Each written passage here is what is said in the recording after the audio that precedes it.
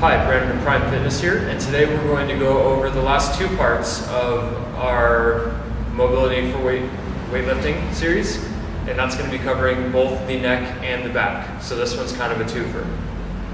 So there's a couple things that go wrong with the neck. Some people have just generally poor posture in their neck, so when they turn, you'll see their necks are forward kind of like this, and that's really not good. The other one is when they're lifting, they have what I like to call a Pez dispenser neck. And so that's when their neck looks like this while they're weightlifting. Neither is really good for you. And today I'm going to go over the correct posture for doing squats and deadlifts with the neck, as well as a simple way to make sure that your neck is in the right position. Okay, so first we're going to start off with the deadlift. So with the deadlift, you want to make sure that your head is in a neutral position. So when you're doing your deadlift, you don't want your neck to be, you want to tuck your chin down to your chest, and you don't want to push your chin up towards the ceiling. You want to make sure that it's nice and flat, so that if somebody were to tie a board to your back, it would go straight from the back of your head all the way down to your tailbone, and your back would be completely flat against it. So a very simple way to make sure that your head is in the right position, I call this the chicken exercise. So what you do pretty much is you push your head forward and you pull it back. And when you pull it back, your head's in the right position. Also, what you can do is puff out your chest so that your shoulders are also in the right position. So you do the chicken exercise and puff out your chest, and you have good posture. So after you do that, you keep the activation in your scapula. You bend down to the bar, making sure that you are still in the right position.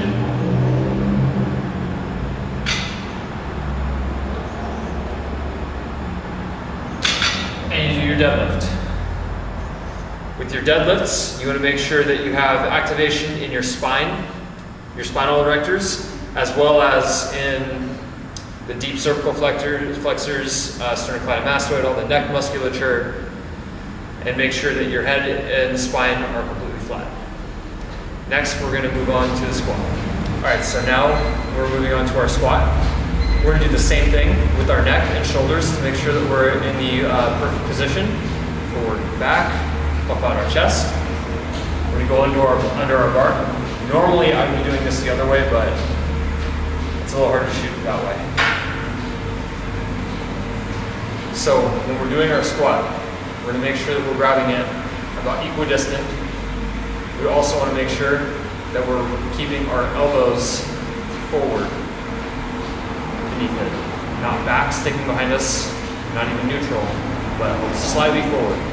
We want our feet about shoulder width apart, slightly turned out, so it makes about a 20 to 30 degree angle.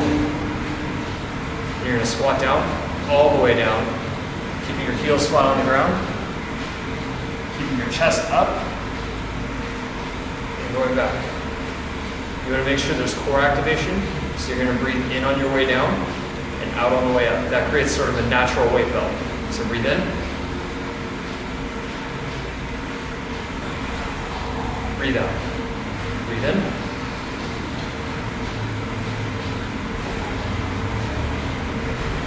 and that's sort of how we'll do our squat.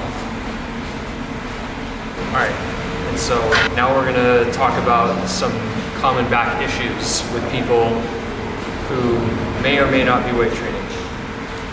A lot of people will have either a hyper or hypolordosis in the back, and pretty much that means either there's not enough curve or there's too much curve. So when you have too much curve, your back is all arched, it looks like your butt's sticking out.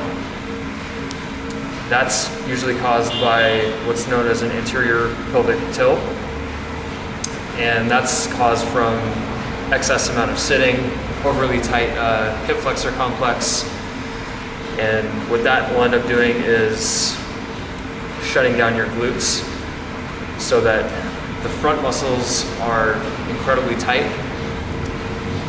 That kind of makes your pelvis go forward and makes your spine have to arch more to compensate. Now, a hypolordosis is when your back is like a ball, which means that there's not enough curve in it. Typically, that comes from your shoulders being too internally rotated and being flat.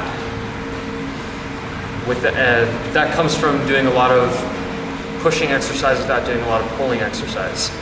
So if you do a lot of push-ups, bench press, anterior deltoid work, your shoulders are gonna come forward, you sit down, you're gonna arch over, you're gonna look like a goblin pretty much. So the way to cure that is to do things that extend your spine.